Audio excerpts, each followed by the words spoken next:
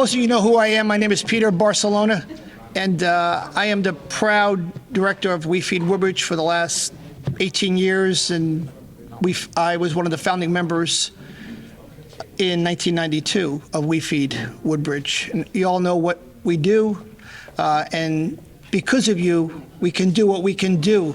You all are the backbone of We Feed Woodbridge. I mean, it's the volunteers every day that are in the front lines that's doing the work that's so necessary, and it gets more difficult each day, we know, and it probably will get more and more difficulty as the climate changes and times are changing. But we fight on each day to make sure that those that are lacking food, we're there for them each day. It's just a privilege to be able to serve the people of Woodbridge, and without the mayor supporting Carolyn Ehrlich, his chief of staff, and Craig Gonka just came in, who's advocating so hard in Trenton for us. I serve on a committee with him in Trenton, trying to advocate for laws and to represent people that are lacking food each day. It's unfortunate in a country like America that we have to have food pantries, and maybe one day we'll put ourselves out of business, which would be great. But I would like to introduce first our mayor, Mayor McCormick. As I said, if it wasn't for Mayor McCormick, as most of you know, I work for the Department of Health and Human Services for the last 37 years. But without the mayor's support behind We Feed, using town's resources, being the vocal representative of We Feed out there, as you know, all our food drives that we do throughout the year have a heart. The mayor's out there in our school systems. The mayor's out there in our business community seeking support for us. During the Mayor's Summer Concert Series, you know, you get my emails each week, what's available to you, whether you take or not. It's there. It's him every Monday and Tuesday night purchasing the $100 Wegmans gift card so we can raffle that off. We're approaching the holiday food drives. We'll be out on the streets. We currently in the throes of a Diwali food drive. We'll start the holiday food drive right after that. So you know, you get my emails pretty regularly of what's available to you, and we'll keep fighting the fight. So it's my privilege and honor to introduce my friend, Mayor John McCormick. Thanks, Bob. I just learned something. I learned that Phil actually works for us. You have a job with us. I thought you just did this full time, man. What do you do for us? Health department? What do you do? Not much, because he's always doing this. So I get to speak at things like this. I mean, I get to lead the team, but it's the team that makes this happen. And Peter is the most significant contributor to the team. I joined the town in 1992 when Jim McGreevey became mayor, and instantly his vision was We Feed Woodbridge, and Peter was the driving force behind that.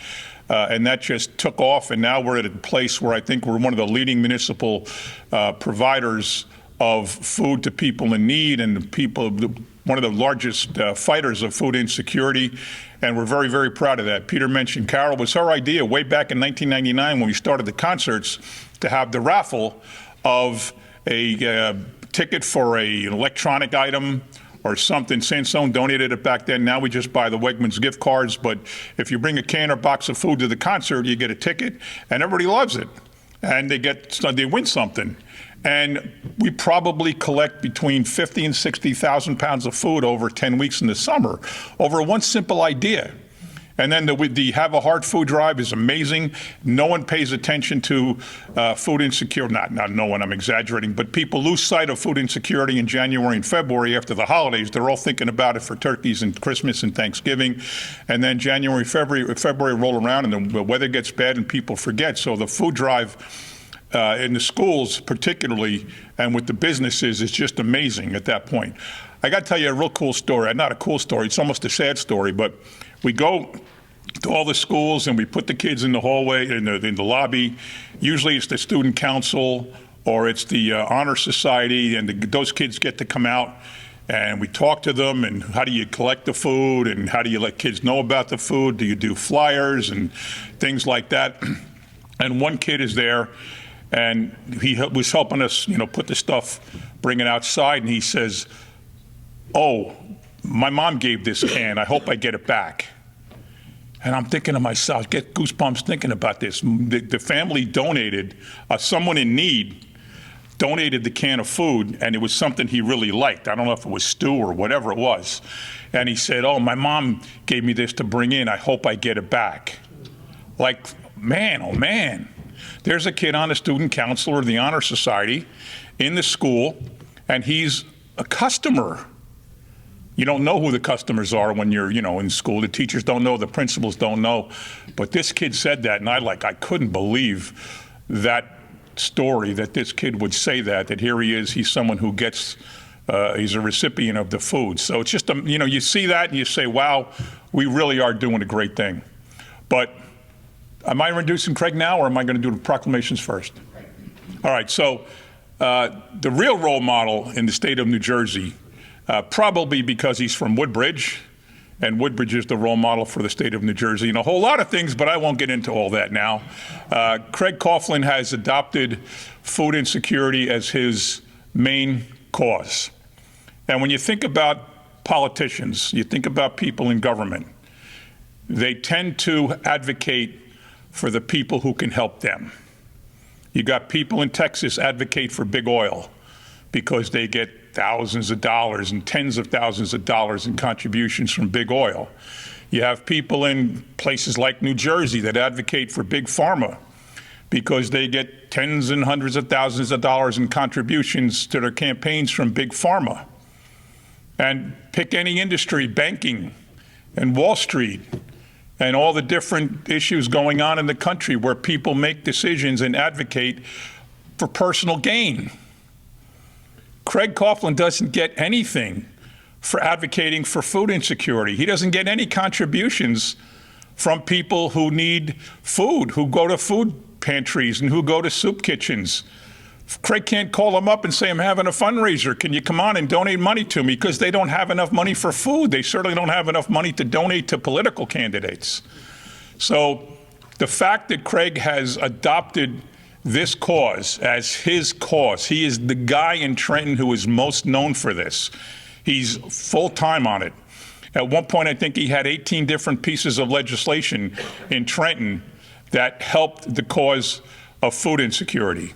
I don't remember them all, but I know most of them passed, if not all of them passed, because who in Trenton can be against helping people who go to bed hungry? So that's the kind of person Craig Coughlin is. He's been in the Assembly now for 16 years. It's not a political commercial. He's going to run again in 2 weeks in a day and win again. And thank God he's going to win again, because we need an advocate in Trenton to help people in need. So it gives me great pleasure now to introduce the man behind the cause in the entire state of New Jersey. And New Jersey is the leader in the entire country when it comes to helping people with food insecurity. Ladies and gentlemen, Craig Coughlin. Well, thank you, Mayor. Thank you for that incredibly kind introduction. And that's what I came to say. Thank you. Thank you for all that you do for the community.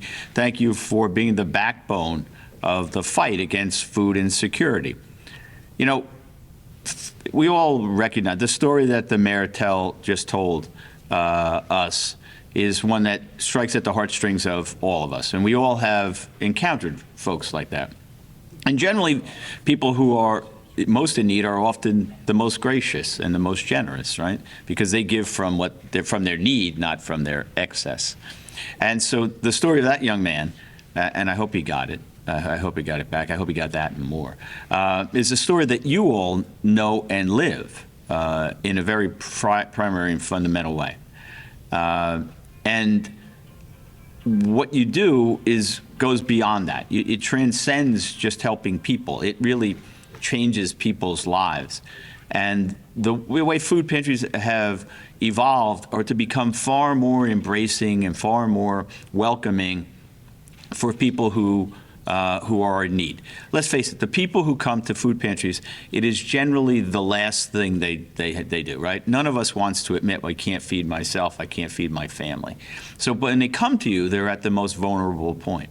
And it's my experience that people who work in food pantries are incredibly gracious and kind and welcoming. And what that does is it builds trust.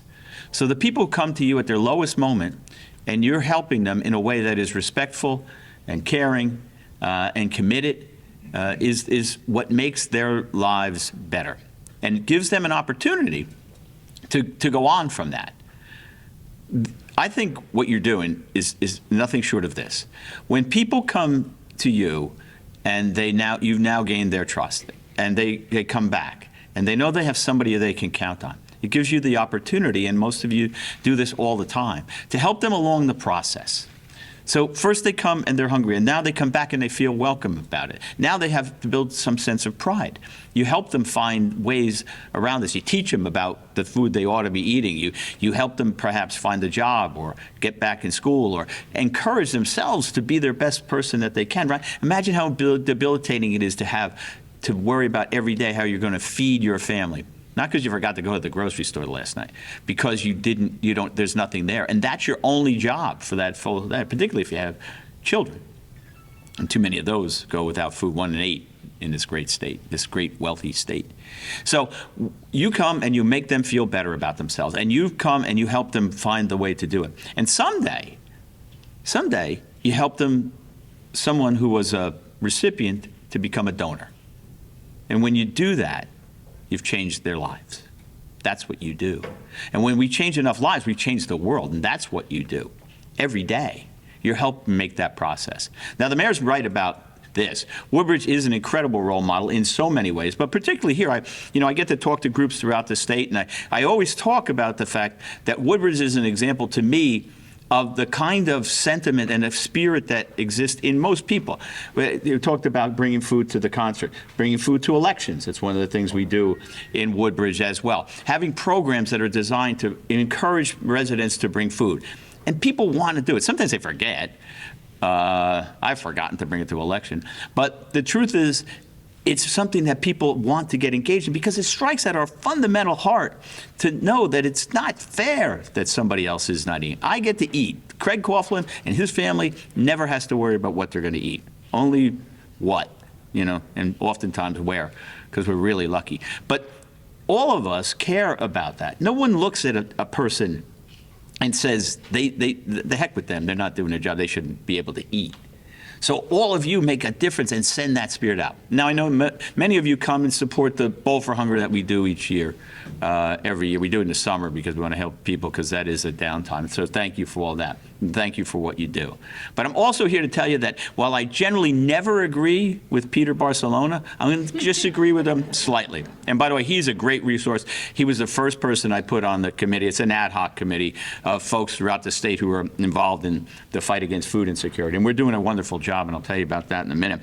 But here's what I disagree with Peter. I don't think we're ever going to put everybody out of business, because you're an essential backbone piece of the fight against food insecurity. And I suspect that never goes away. But here's what we are going to do. We're going to end hunger in the state of New Jersey. I'm telling you, in the next 2 years, we're going to end hunger in the state of New Jersey. And we're going to do that because of folks like you. We're going to do that. Thank you. We're going to do it for a couple of reasons. First of all, we don't have a food shortage in the state of New Jersey. We have a challenge in getting food to hungry people. The second thing is because we've made it a priority. We've made it a priority in trend. In each budget now, we have over $100 million in support for food, for emergency food, for increasing the number of kids who get school lunches and breakfast. That's a colossally important thing that we can do. Now, I want to make sure we make it universal. So, yes, will some kids in some rich schools get food that they don't need? Yes, but you know what they're going to do? They're going to destigmatize it so the kids who need it will take it without thinking about it. And maybe they'll donate it back or find another avenue to use it. The other thing is we stick up. Most of you are probably familiar with the cliff that occurred a year ago on SNAP benefits, right? In New Jersey, the federal government had raised it up to $95 as a minimum amount of SNAP benefits. I challenge anybody to raise and feed their families on $95 a month, but that was the minimum. It went away last March because the pandemic relief ended. New Jersey stepped up, and ours are still $95. $100 million in the budget, more than $100 million in the budget, stepping up for SNAP. We have the only food insecurity advocate in the nation. We have an office that does just that.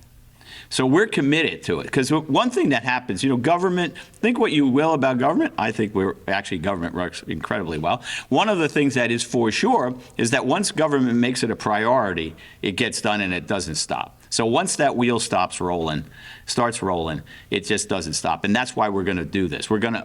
I mean this when I say I want to end food insecurity in the state of New Jersey in 2 years. It's not a goal. It's something we have to do.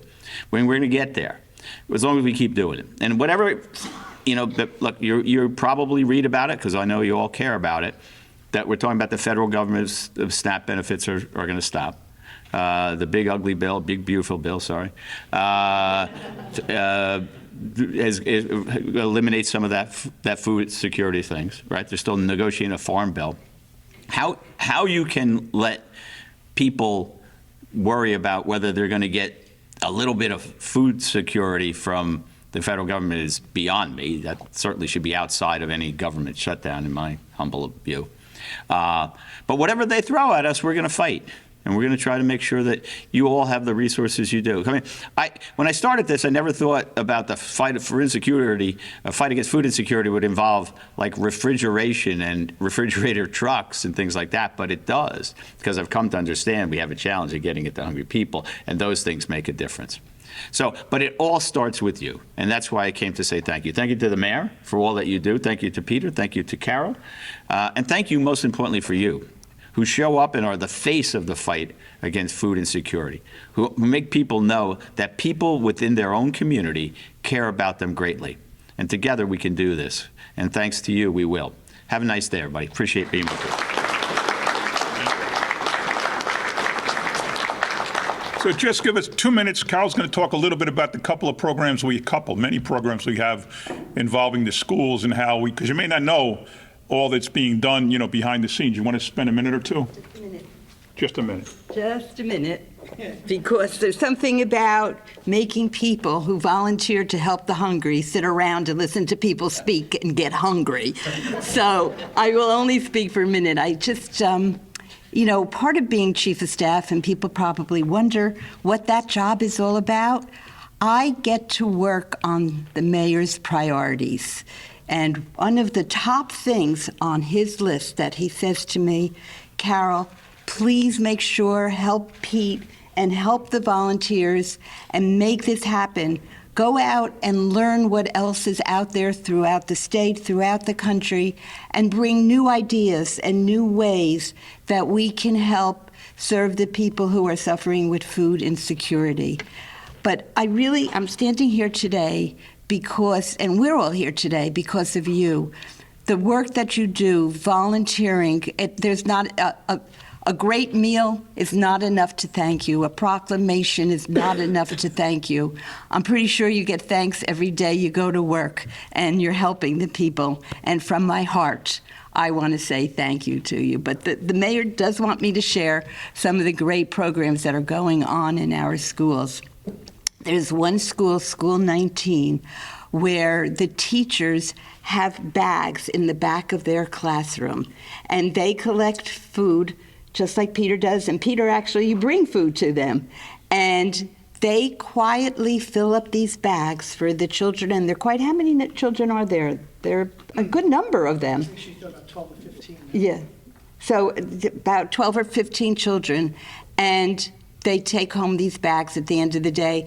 And the other children, if they had an apple for lunch, they bring it in. If whatever they didn't eat comes into these bags, there's no stigma. That is the really beautiful thing about it, because all the kids are participating and taking part in it. And they're learning about the value of sharing and volunteering, and about everybody needs to have food to eat. So on that note, do the restaurants. Oh, restaurant rescue. So imagine how much food doesn't get eaten in a restaurant. And I'm sure some of you get the services of Restaurant Rescue, right? Will they come to you? Oh, that's right, yeah. So that is a program that we're really trying to expand to every restaurant in town. And I would suggest that, what they don't eat, Pete shows them how to package it and send it over to you to distribute. Beautiful program, beautiful program. And so all of us, when we go to restaurants, we have to say to the manager, please participate in this program. And you know Pete will go to every one of those restaurants, give them the containers they need, and show them how to wrap the food. So everybody can enjoy some fantastic meals from our restaurants. Thank you. Got it. All right, we're going to give you proclamations right now. When you come up, please stand behind me and wait for a group picture. But let me go off topic for 30 seconds. Our Veterans Day parade every year, we have a Grand Marshal who's somebody in town who does a great job with veterans. This year's Grand Marshal of the 2025 Veterans Day parade is one of you. She's here today. It's a she, and she's here today. She is a fierce advocate in the New Jersey Soldiers Home in Menlo Park. She is the driving force right now behind one of our coolest programs, which is the banners that hang all over. My father has a banner. He fought in Korea. Everybody has banners, many from World War II, not many left, but Korea, Vietnam, Operation Desert Storm, Iraq, Afghanistan, you name it. It's a wonderful program. It's a monumental effort. Ladies and gentlemen, Robin Goodrich is our Grand Marshal for 2025. And now let's start with St. James Food Pantry. St. James. We going to do individual pictures, John? No, we can do one group. All right. St. James, come on up. Next up, we have St. Cecilia's over here to my right. Wait, hold applause to the end. Hold applause to the end. Thank you. Thank you. Kev, thanks. Thank you, sir. St. Anthony's Food Pantry. Nope. Heaven Helpers. I saw Heaven Helpers here. There we go. St. Anthony's is here. Oh, St. Anthony's? St. Anthony's. Yeah, I was going to say, we got Michelle's over there. Right. Heaven's Helper, First Presbyterian Church of Woodbridge. You guys do so much. When I do my call every Friday, I must do 3 or 4 things that are happening at the First Presbyterian Church of Woodbridge. First Presbyterian Church of Avenel. Oak Tree Island Presbyterian Church. Fellowship Bible Food Pantry. First Press, right? Yeah. He's going to practice. You're Oak Tree, you're what, Oak Tree? Oh, you're with him. Oak Tree Island here. Fellowship Bible here. Evangel Church Food Pantry. Trinity Episcopal. And Trinity Episcopal Soup Kitchen. All right, we got everybody. Let's move this and take some pictures.